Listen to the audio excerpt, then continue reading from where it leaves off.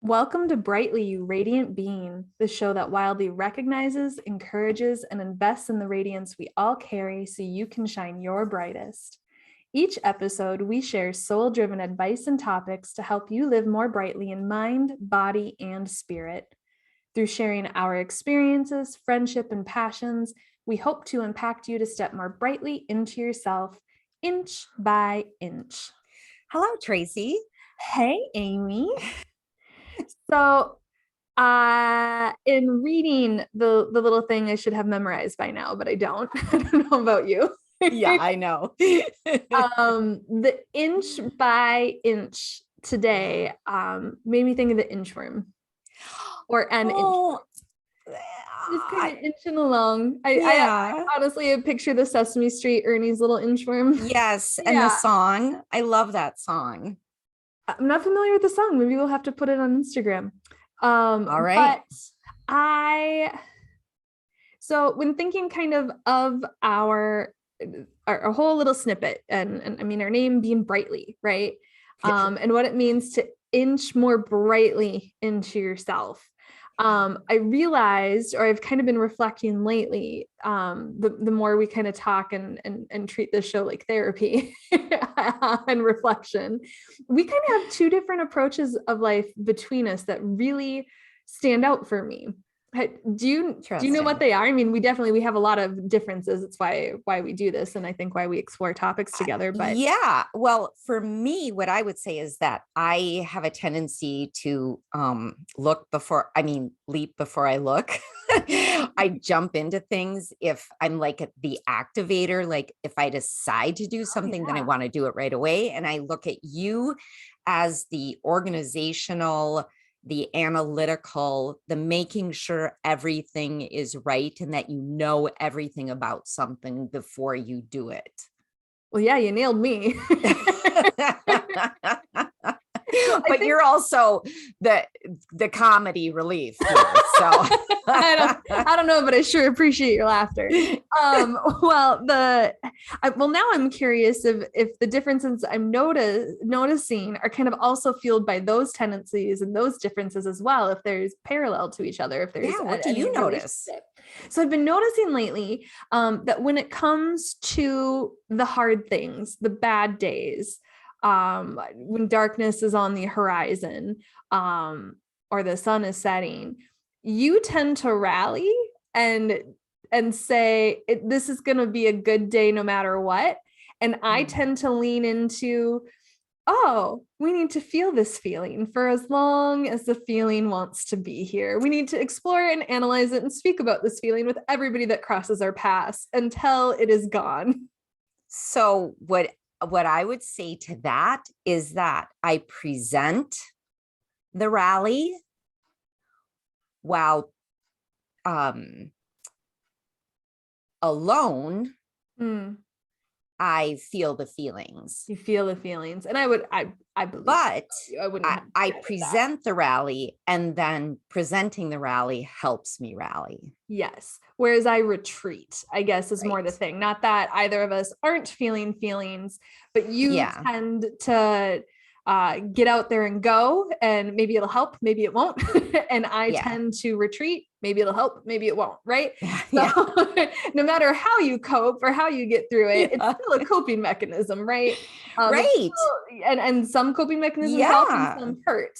But I think kind of why that caught my attention, especially as I re-listened to the show, is I haven't had a bright and shiny day for a while. Okay. And now, especially earlier in our earlier shows, that was always like a goal of mine, or like the most notable thing is like, sometimes I wake up and it's just like everything is in my favor. Right. Yeah. And last episode, or a couple episodes ago, which was it? Well, now I have no idea. But we talked about how willpower is a depletable resource. Oh, and determination. So determination. Yeah. And so if willpower is a depletable resource, I'm wondering, is forcing yourself to shine your brightest the same? Yes. Thank you. Join us next week when we talk about a different topic. I think it's a depletable resource, but I also think it's a fillable resource. Oh, I love that. You get free refills. You do. I love that. Free refills. It's just, I think part of it is understanding how you get your refills. Ooh. Ooh.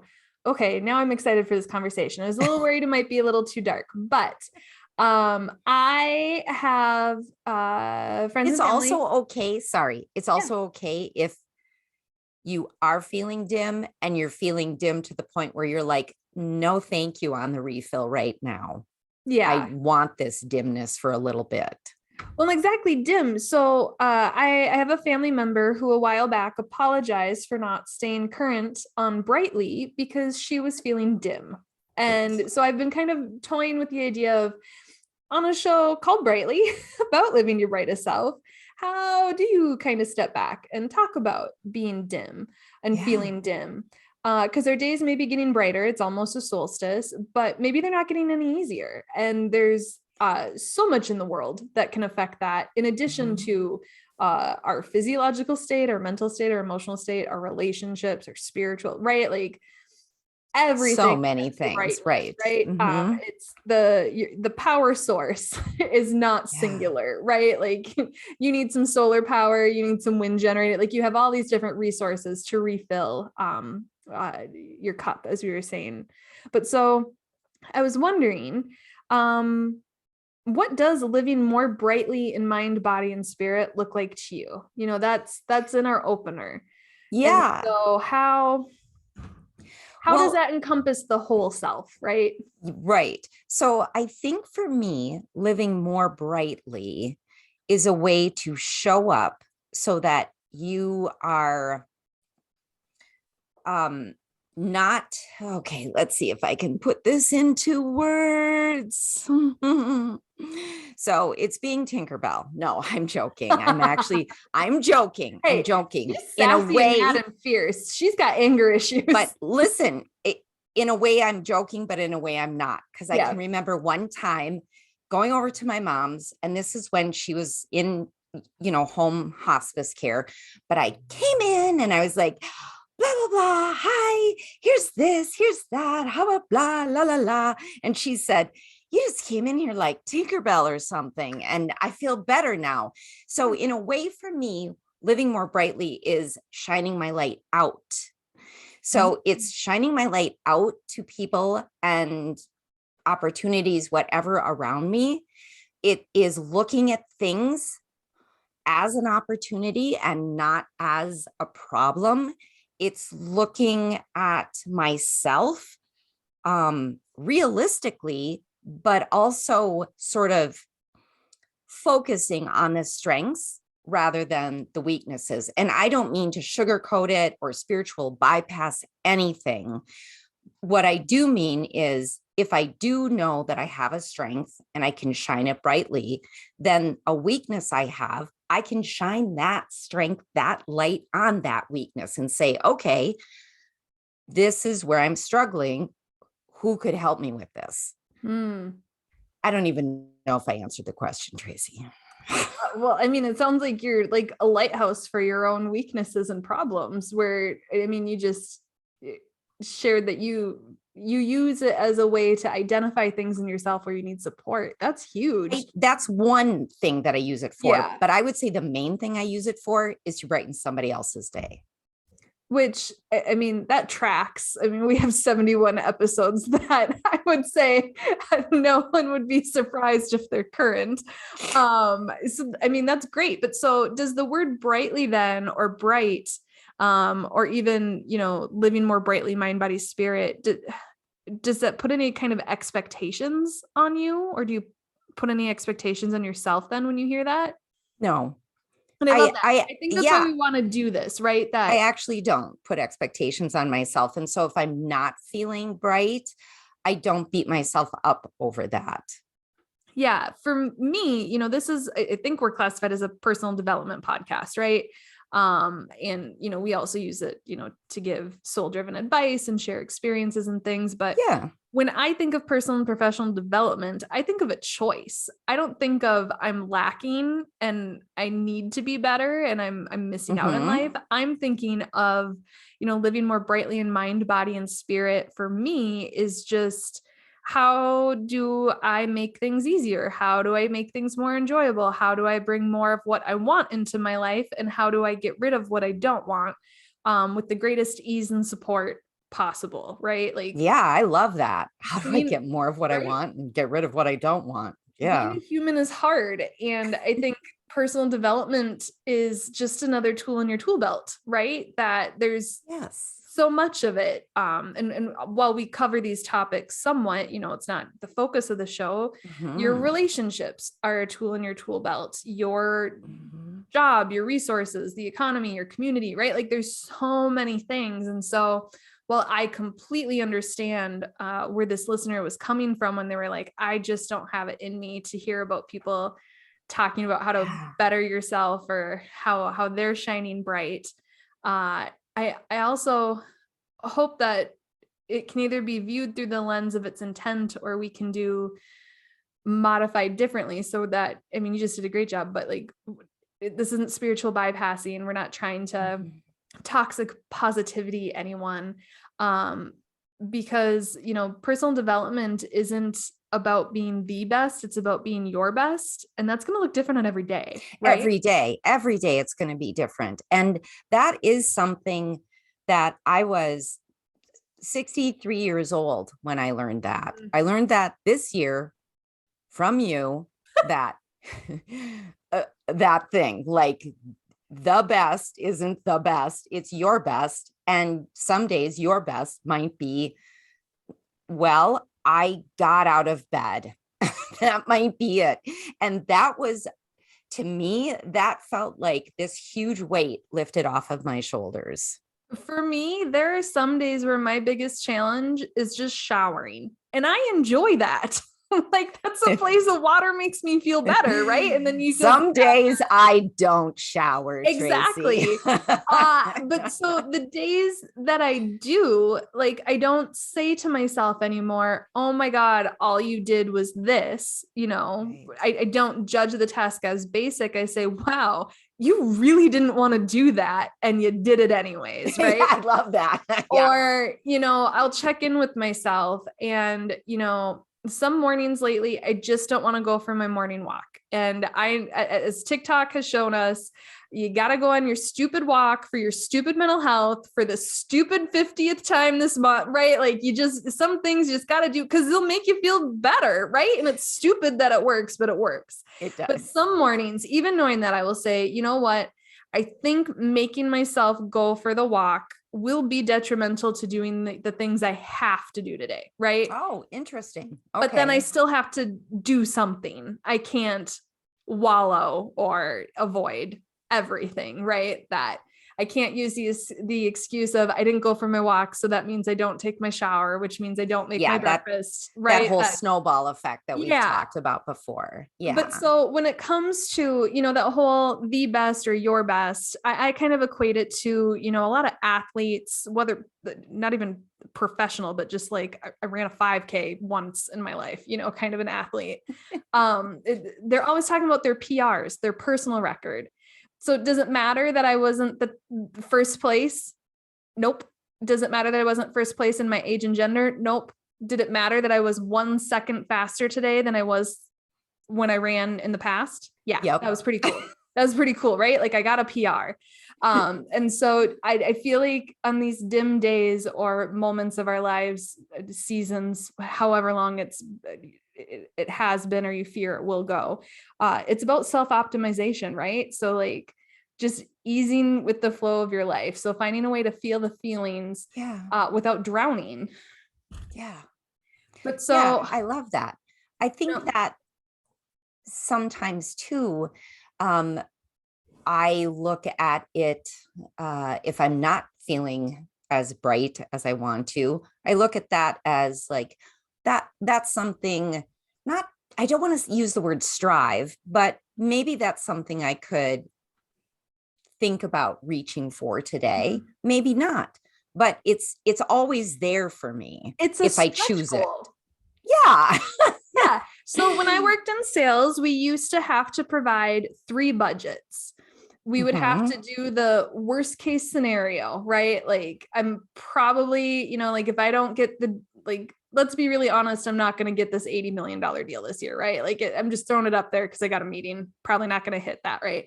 So you have the really, really honest, worst of the worst, like the lowest you're going to get, right? That's your baseline. Then the other budget we would submit is our stretch goals, I'm going to get that $80 million account. Like I'm going to make this happen.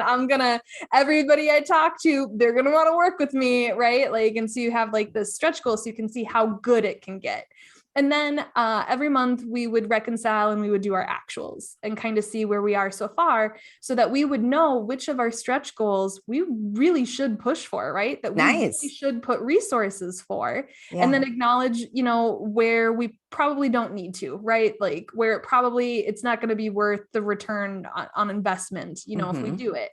And so I kind of view, the energy you have day to day as the same, right? Like you got your baseline stuff, the stuff you got to do for yourself, your family, your things. And then you have the maybe I'll go for my 3-mile walk today, right? Like maybe if I'm feeling it, I'll do this. And then you have hot damn, if I wake up today, I'm doing this, right? Like you still kind of have the basics of a plan so you can kind of chart your course accordingly. But, again, in reflecting on the statement we open with, we talk about radiance, right? Like, can someone be dim and still be radiant? Absolutely, because their spirit would be radiant. That's how I think of it. I think of no matter how we present on the outside, we still within us have this shining, bright spirit, whether you call it your higher self, your soul, your spirit, whatever that is still within us. And that is still the radiant. You are still a radiant being because that is a part of you. I think radiance is so often perceived as an external viewing. We think of something sparkling and radiant, we have such a visual experience. Oh, I can look like a radiant being. I have the makeup for it. I have the glittery stuff that you put all over your face. You quite literally light yourself up with electronics. But have you ever talked on the phone with someone and instantly had a good day? You didn't see them. You just talked to them. Yeah. You hear it. Have you ever read a letter or an email and felt the energy behind it? A book? Well, definitely a book, definitely a letter. Emails are a little tricky, but yes. Text message exchanges. I can tell when I'm vibing with someone, even talking about the weather. And I can tell how radiant they are in that moment. So I wouldn't worry so much about how you're presenting or that I woke up in a funk, didn't shower, wearing yesterday's clothes, slept on the couch kind of thing. I feel like you can still be radiant. I think it's a state of mind more than anything. Oh, absolutely. But I do think it's a state of mind, but I do think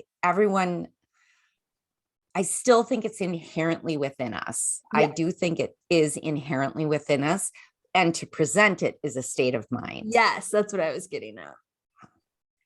Well, with all that said, one of my new favorite things that I've heard recently is it's okay to coast.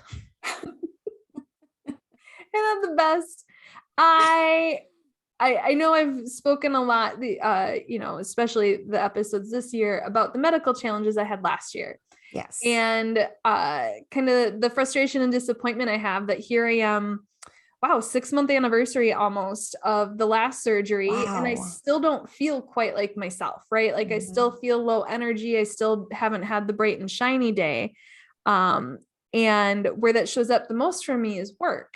I just did a stay interview with my boss where he complimented me the entire time.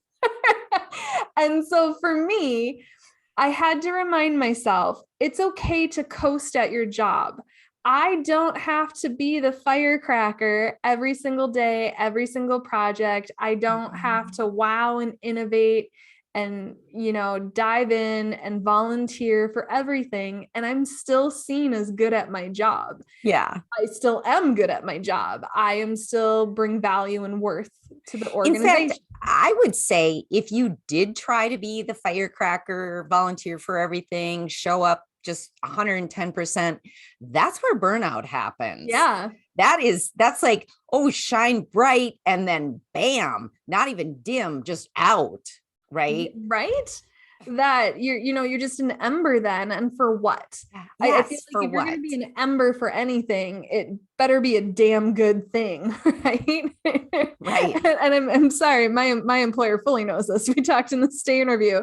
He's like, if you were to retire tomorrow, or in your case, win the lottery and never come back, what would you miss? And I was like, Ken, I'd miss you.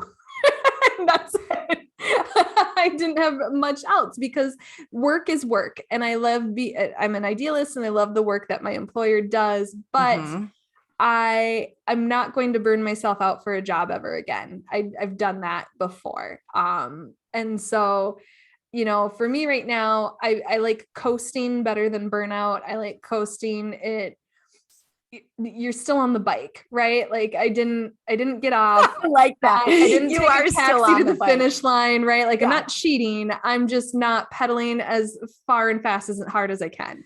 Yeah. And so to anybody listening, that it can really resonate with what we're talking about, I just say, do it dimly, do whatever you can and just do it dimly and see what happens. I was talking to someone yesterday. He was really ragging on himself for all the not pre-planning a project and it going wrong over and over and over again. And I should have done this and I should have went in the basement. I should have done this. I was like, I just did that myself with the project this morning. And I decided it was better to start stupid than not start at all. And he said, it's better to start stupid than end stupid. And I kind of feel the same about being dim. It's just better to do it dim than not do it at all and wait for the bright, shiny day to come. Because I feel like the pressure you put on yourself to be bright and shiny or wait for that to come will create that ember moment again. And so I just want to affirm anybody listening. There are people with messy houses and dirty dishes with amazing children and relationships. There are people with no SMART goals at all that are living great lives. There are people who have never written anything down ever and still achieve goals, right? It's a little easier if you do it our way, if you listen to our show and you have the capacity and energy. But then there are many people that have anxiety and or depression or any other mental or physical illness that find success every day. That feeling dim is not a sentence. It's not something that's going to stay with you forever. And it's not something that has to dictate your future. It just might affect your morning, right? So whatever you're walking with, walk your light. Don't worry about walking someone else's light or having to shine a certain way. I actually want to just say a little bit more on that, not worry about other people. And if you see other people and you think, oh, they seem way more joyful or way more this or way more that, it doesn't matter. Just like you said, you walk your light. Just be it's that whole saying like it's none of your business what anyone else is doing or thinking or anything.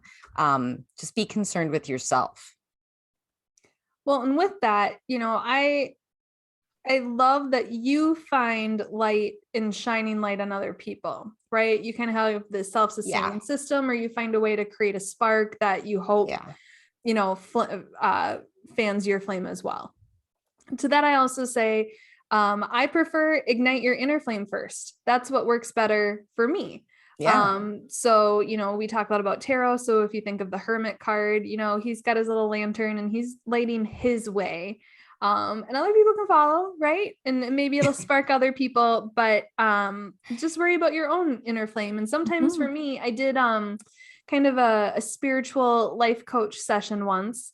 And then it was around like feeling like I didn't have any moxie, feeling, as I've shared before. And she had me do this visualization exercise, and I kind of lit my own inner fire in my gut. And, at the end of this little like 10-minute exercise with her, she's like, and, we were just kind of talking about what we learned, what it was like. And I was like, well, crap, I had the power to do that all along. So I know, Amy, you talked about when you wake up, you like greet your happy organs. I'm getting that wrong, I'm sure, but there's power in visualization and I visualize them, and they're like cartoon organs, and they've got smiles, and like, they're like, yeah, hi. We go down the body, the brain, I don't get all the little minuscule ones in the digestive system, but I'm like, everybody, yes. And then we get to the uterus. She's a little older. No. Well, I think what that shows, and what the exercise where she had me just kind of like start with like envisioning, a little ember of a fire, building to like a bonfire kind of in my stomach and my solar plexus, kind of all of that. There's a physicality here. And I think when we think of our bright and shiny days and shining our brightest and being radiant, it's also in our head. And that's not where it lives. No, it's not. You're right. And I've shared this before. I do start my day with this certain, it's like an 8-minute podcast where and I can't think of his name. I'll try and remember and put that in on Instagram, but it's sort of this music, and he gets you dancing, and you're dancing and moving around and clapping your hands. And then you're receiving all these great words like, yes, you're this, you're that, you're this, and you're just dancing. And you're like, yes, I am. So, I love it. But because I'm dancing and moving, I don't have time to be thinking about all the things that I didn't do yesterday, that I didn't get accomplished, that I should have done, all of those things. Your current to-do list. Yes. And I think, I don't have any training in this, but there's so much out there on the somatic portion of being a person, the somatics with, the brain body connection, the gut brain connection, how it impacts your spirituality, your connection to the divine, your emotions, trapped emotions. That kind of like with procrastination, the tip is like, just do it for 5 minutes, right? Like just get started. Even if you're just staring at a blank piece of paper, just put down your distractions, set a timer for 5 minutes and see what happens. And then if you can, do another 5 until it builds and builds. So I'd say if you're feeling dim, your only goal is find a way to move for 2 minutes. I honestly, I try and it doesn't happen on all the bad days, but like just try and dance for 2 minutes and hands over your head. I don't know why it works. It's probably something with your circulation. And you might not do a full 2 minutes your first go because arms are heavy, but find a good song, find a song you used to like. If you can't do it, just tell Spotify to play something and then just dance anyways, dance to whatever you get. I know it's like what you just said. On the bad days, it's almost as if you're like, no, I'm not going to do that. Right. There's that it's like that defiance of even wanting to feel good. Oh, well, so for that, I challenge that, right? So kind of like sometimes when you have those thoughts in your head and I tell you to tell Chad to F off or whatever you've named, whoever is saying the stupid stuff in your head, you don't want to claim or own, right? Yeah. So I would ask that voice, like, am I dim because I need this rest? I need this break. I don't need to do this thing I think I need to do. Or did I dim because I haven't rested well? And maybe I still should do this thing you don't want me to do, but then find those productive, true rest ways we've talked about. Yes. I really like that. And if you can ask yourself that and then listen to your body, and get that answer, then I think that's your way forward. So if you're able, to, tell that voice in your head to STFU, and they're open to dancing or they're open to trying something to break the funk, but you just don't know what to do, right? Because sometimes that's my problem is I'm just feeling really down and I just can't think of what to do, right? Analysis paralysis might be part of it, or just what is the best thing, and I don't want to look it up and I don't want to do anything, right? So I want to know, what would your mom do? Oh, wow. Like if I were to say brighten up, baby, when you're ready, what would your mom say? How would your mom? And I have, if you want me to give some of the things I came up with to start, I am putting you on the spot, but I thought of her. Well, right away. it's, here's the thing with my mom. My mom was kind of, on all the time, but she did have her days where she wasn't feeling as bright and shiny, and especially as she got older, right? But I would say that she knew that she needed other people to help that, just kind of raise that up. I know that. And how often when we're feeling dim, do we retreat and think we don't have other people? Yeah. Don't deserve them. Yeah. Need to hide away, right? Stupid brains. Right. But I think that with her, yeah. And so I wish I had something marvelous to share. Maybe I'll come up with it, but yeah, go ahead and share some ideas. So I loved the thing that you said though, about how she was on all the time. Yeah. And so a lot of these things are not just for when you're feeling dim, they sustain brightness over time. They feel that well. It's the free refills. Yeah. Only they're not free. You take a little bit of effort. But so first I want to say, I've championed this 1,000 times. Therapy. If you are experiencing a mental health crisis or regressing or something's happening, you might want an impartial but validating trained professional to help you feel, see, and express your light, right? Or to feel into the dimness, right? You don't have to do it alone. As you just said, your mom knew she needed people. Sometimes I'd say people mean the best, but they just tell you to buck up, right? And sometimes you do just need to be held in your grief and your sadness and your dimness without judgment, without advice, right? You just kind of need to be held. And I love therapy for that, but also tell your therapist if that's what you want. They appreciate that. Yeah. Yes. So I like asking for a warm fuzzy. So sometimes I do this when I'm dim, and sometimes I do this just to kind of create a backlog so I'm ready when I'm dim. But I just text a close friend and I say, hey, I'm having a rough day. Can you tell me why I'm wonderful? And now it's to the point where most of them do it without asking. So they can kind of tell, maybe I'm kind of alluding to it and how I'm acting and talking and texting, but it's kind of nice. We've kind of built it into our relationship now. Yeah. And I've shared in the past, especially when I'm feeling bright, I participate in aggressive friendship where I will tell you without being asked why you're wonderful, and bake you cookies and, pick you up stuff from Trader Joe's that made me think of you, right? That like, you kind of pay that attest forward. to that. Yes. You will have spices. I'm sorry. As you shared, ask for help and support. I also like to see what can I outsource. So sometimes that for me is ordering in food. Oh, I see.